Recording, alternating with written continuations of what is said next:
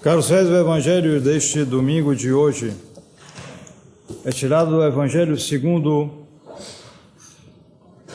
São Mateus, capítulo 7. Naquele tempo disse Jesus a seus discípulos: cuidado com os falsos profetas. Eles vêm a vós disfarçados em cordeiros, mas por dentro são lobos ferozes. Vós os conhecereis pelos seus frutos.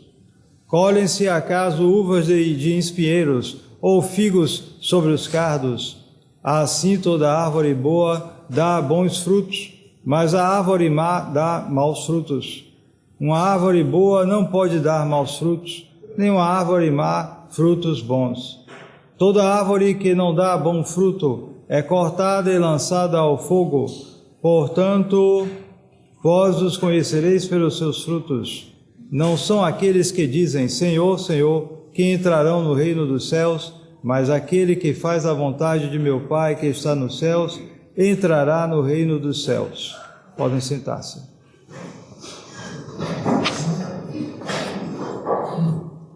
Estamos hoje no 7º domingo depois de Pentecostes, domingo de segunda classe. Amanhã, dia 25 de julho, é a festa de São Tiago Maior, também chamado São Tiago de Compostela, irmão do apóstolo São João, apóstolo e mártir, festa de primeira classe. Também se faz a memória de São Cristóvão, mártir. Dia 26, terça-feira, é a festa de Santa Ana, mãe da Santíssima Virgem Maria, festa de segunda classe. Dia 27 é dia ferial, mas se faz a memória de São Pantaleão, mártir. Na quinta-feira é a festa dos santos Nazário e Celso, mártires, Vítor I, Papa e mártir, e Inocêncio I, Papa, festa essa de terceira classe. Na sexta-feira, dia 29 de julho, é a festa de Santa Marta Virgem, festa também de terceira classe, com memória dos santos Félix, Simplício, Faustino, Beatriz, mártires. No sábado, dia 30 de julho, será a comemoração da Santíssima Virgem. No sábado, com memória dos santos Abdon e Senem, mártires. O próximo domingo, dia 31 de julho, será o 8º domingo depois de Pentecostes. Em nome do Pai, e do Filho e do Espírito Santo. Amém. Neste 7º domingo depois de Pentecostes, nós temos o conhecido Evangelho sobre os falsos profetas, aqueles que se apresentam com pele de cordeiro, mas são, no fundo, lobos vorazes.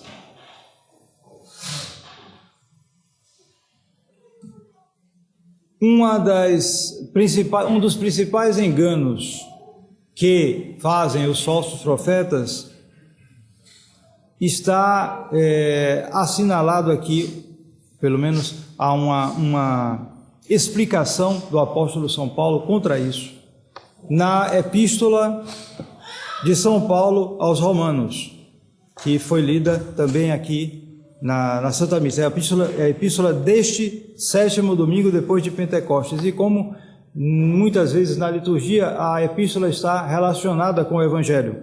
Então, São Paulo, nessa epístola aos Romanos, diz o seguinte: irmãos, eu vos falo de modo inteiramente humano, por causa da vossa fraqueza de seres carnais. Vós fizestes dos vossos membros escravos da impureza e da desordem, para chegardes à desordem. Assim fazei agora dos vossos membros escravos da justiça, para chegardes à santidade. Quando erais escravos do pecado, estáveis livres da justiça. E que frutos obtivestes então? Coisas de que agora tendes vergonha, porque o seu fruto era a morte. Mas agora, libertos do pecado e tornados escravos de Deus, obtereis um fruto que conduz à santidade e cujo fim é a vida eterna. Porque o salário do pecado é a morte, mas o dom de Deus é a vida eterna em Cristo Jesus nosso Senhor. Então, essa é a epístola de hoje. E por que eu digo que ela tem um ensinamento contra um dos ensinamentos dos falsos profetas? Porque um dos principais enganos dos falsos profetas é o de identificar a liberdade com independência. Hoje, em especial hoje, nos tempos de hoje, tempos de liberalismo, isso é muito forte nas cabeças, mesmo nas cabeças católicas. Identificação da liberdade com a independência. Então, se eu sou independente, eu sou livre. Ora, o que nós vemos aqui na epístola aos Romanos não é isso. São Paulo fala aqui de escravos ou de servos, servo de um lado, servo de outro. Ele diz antes aos Romanos, os Romanos, ele está falando, mandando uma epístola aos Romanos convertidos. Então, esses Romanos convertidos, é claro, antes da conversão, não deviam ter uma vida muito boa. Estavam em Roma, no centro do paganismo, com toda aquela liberdade desenfreada, essa liberdade de perdição. Então ele disse: vós fizeste dos vossos membros escravos da impureza e da desordem. Era o estado anterior desses romanos. E agora eles se converteram, eles querem mudar, mas muitas vezes essa mudança não é de uma hora para outra.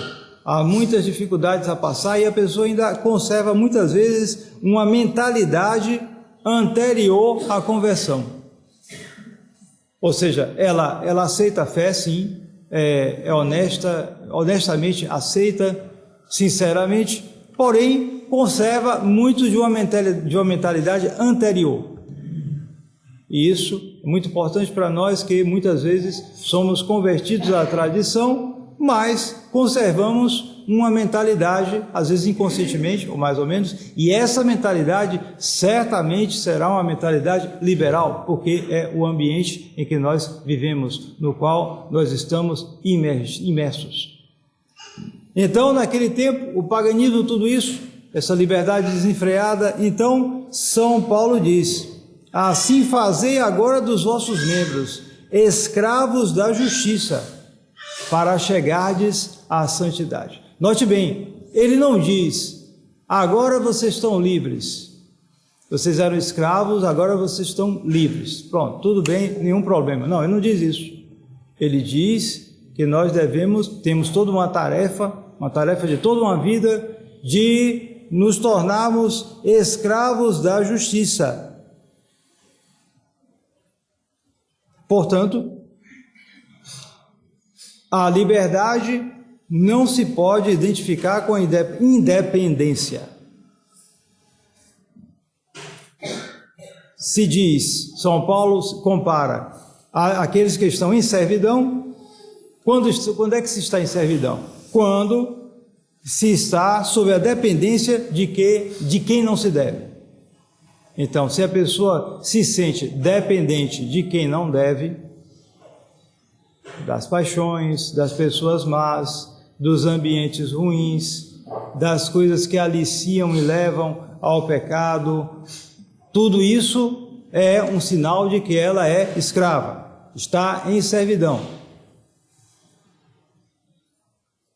Porém, quando ela vive sob a dependência de quem deve depender, aí sim, ela está em liberdade.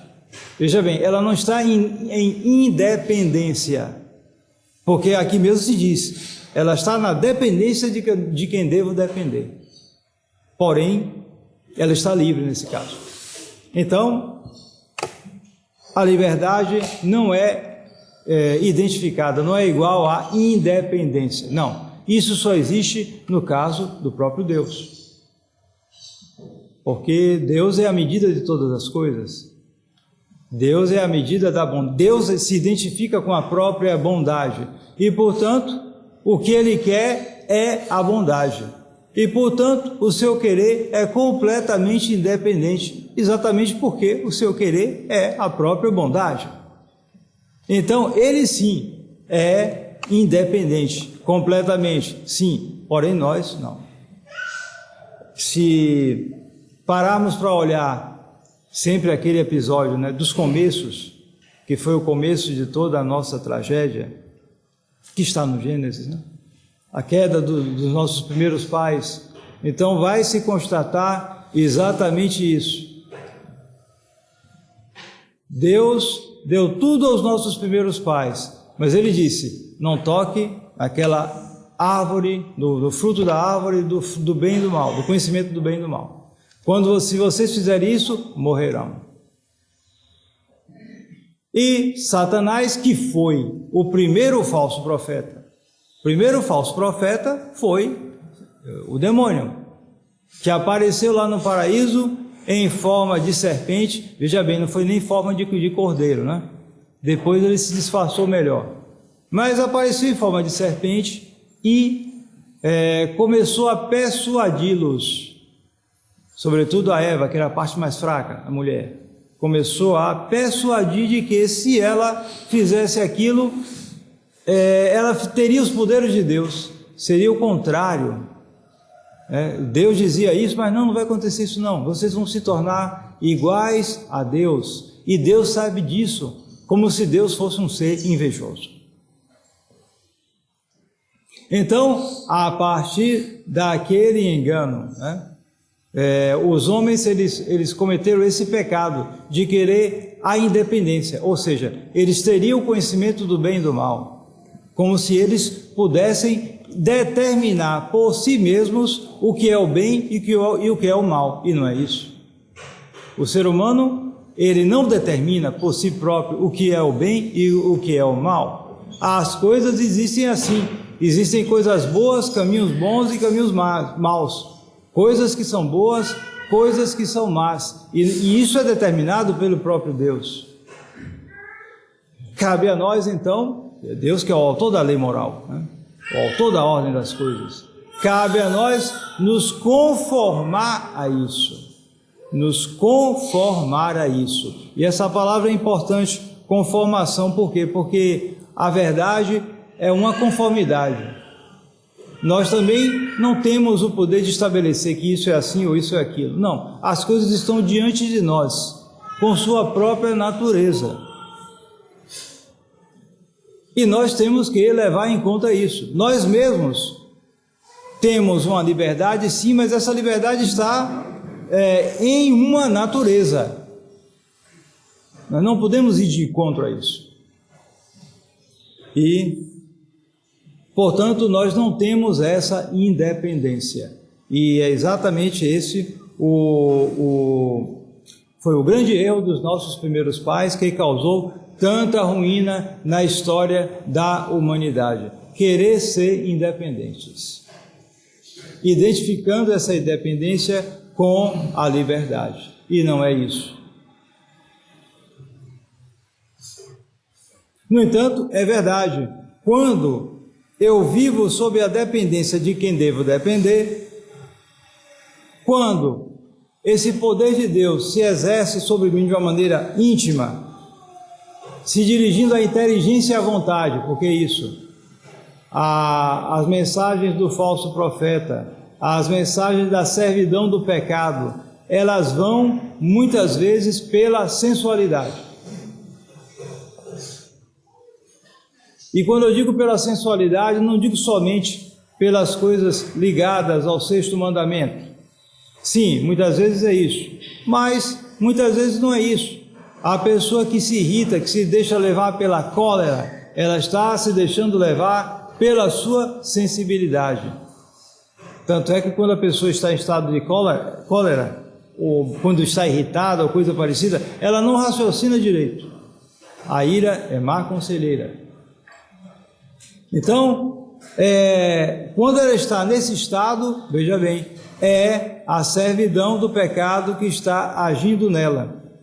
Mas, quando esse poder de Deus, essa dependência de Deus, ela se dirige à inteligência e à vontade.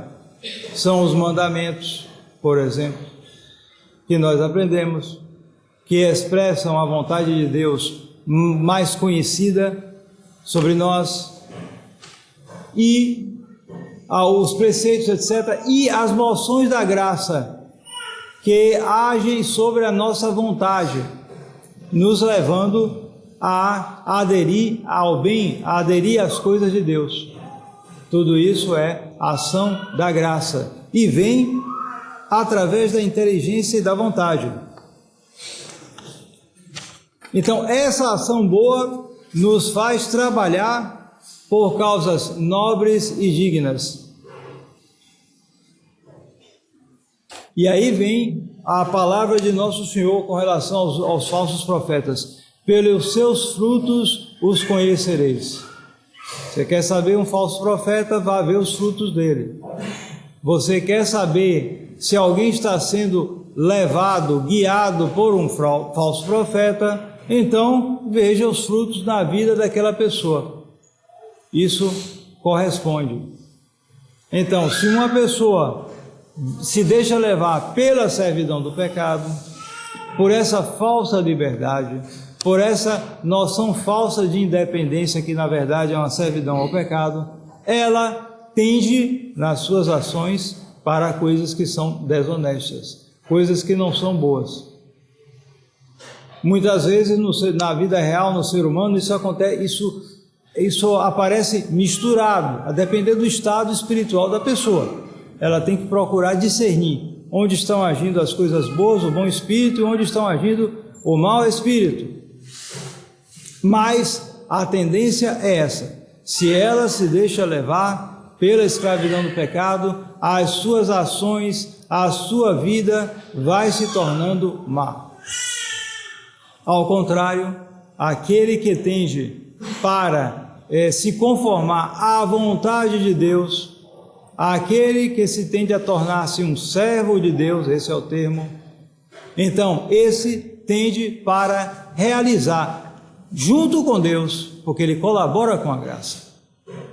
Ele colabora com a graça de Deus. A graça de Deus, ela é infundida em nossos corações e ela passa a solicitar a nossa colaboração. Se nós somos fiéis, então nós vamos realizar obras impressionantes, que às vezes não são nem tão externas, mas que são reais. E essas ações, essas realizações, essa oração, por exemplo, será algo feito junto com Deus, em união com Deus, na dependência de Deus. E, portanto, a verdadeira liberdade, e quando eu digo verdadeira, eu já estou dizendo, né? A liberdade não se identifica com independência, mas com um certo tipo de dependência. Não é qualquer dependência, claro, mas é a dependência da verdade. Leão XIII dizia, o Papa Leão XIII dizia que a verdadeira liberdade é a faculdade de se mover no bem. Faculdade de se mover no bem.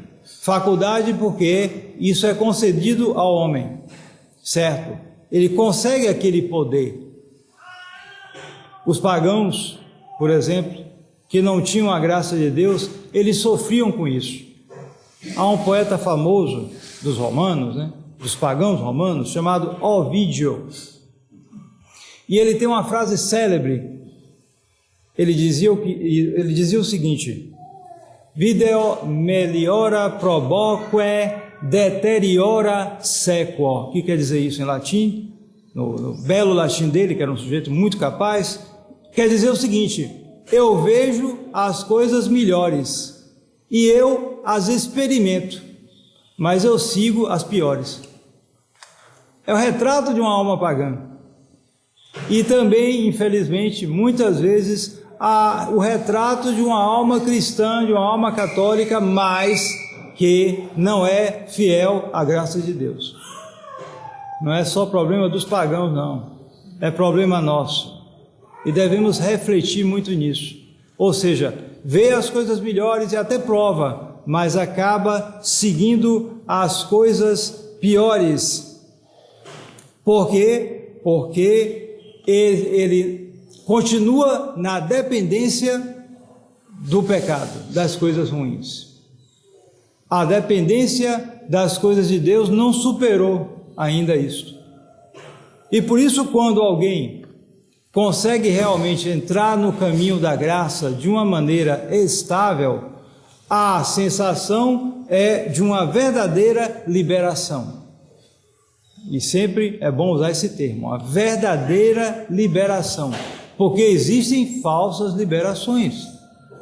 O filho pródigo, quando saiu da casa do pai, com metade da herança do pai, que acabou concedendo a ele, né, aquela herança, e ele saiu, ele estava ali sob as ordens do pai, mas agora ele estava emancipado, sozinho e com dinheiro na mão. Ele não se sentiu liberado? Sim, se sentiu muito liberado, mas depois ele acabou numa muito triste servidão. Servidão a um patrão qualquer, que lhe deu um emprego muito baixo para que ele não passasse fome, porque ele tinha estourado tudo, como diz o povo, e não tinha mais nada. Teve que servir um patrão desconhecido, dando comida aos porcos. Então essa é a imagem da servidão muito má que nos aguarda se nós não nos tratarmos aqui nessa terra de nos tornar servos de Deus. É a servidão do inferno, a servidão a Satanás. Satanás é o rei do inferno, né? É verdade. Ele tem lá um poder concedido por Deus para atormentar as almas que se deixam levar pelas suas sugestões, pelas sugestões deste falso profeta, primeiro, que é o próprio Satanás, mas que tem, infelizmente, muitíssimos secretários nesse mundo, que transmitem esta mensagem de independência, de orgulho, de levantar a cabeça, de dar a testa contra coisas, que às vezes leva à confusão e a outros problemas, mas sobretudo leva a esse afastamento de Deus, afastamento de Deus. Um dos sinais do verdadeiro católico é a docilidade. A docilidade é aquele que cede às coisas, não procura fazer questão, mesmo que não seja uma coisa de grande monta, ele às vezes ele vê, bom, talvez não seja isso, mas ele acaba cedendo, ele é dócil. Esse é um sinal do verdadeiro católico. Quando a pessoa tem uma tendência muito para a independência, aí as coisas complicam. Então, nos lembremos dessa mensagem, dessa descrição do falso profeta, procuramos ver em que ponto estejamos dando ouvido a isso, porque é muito provável que estejamos dando ouvido a algumas coisas, porque nós estamos sob um bombardeio, um verdadeiro bombardeio de informações, de mensagens, disso, daquilo, daquilo outro. Isso nunca existiu na história. Antes cada você tinha, claro, comunicações, etc., mas era algo muito mais restrito. Você passava na sua casa ou no seu trabalho e você tinha algumas informações, mas não eram tantas assim. Hoje é o tempo inteiro. E é claro que os falsos profetas também estão por aí, também estão imiscuídos nisso e vão carregar nossa cabeça com mensagens contraditórias de toda espécie e nos levar, pelo menos, a perder o nosso equilíbrio. Equilíbrio esse que é necessário para que nós possamos estar sempre de uma maneira equilibrada, prontos para discernir de onde vem a boa mensagem do verdadeiro profeta, que é nosso Senhor Jesus Cristo, e rejeitar as diversas mensagens, muitas vezes contraditórias, mas todas indo de encontro à mensagem de nosso Senhor, que são propagadas pelo falso profeta e pelos seus secretários que hoje enchem este mundo de mentira e de apostasia. Em nome do Pai, e do Filho, e do Espírito Santo. Amém.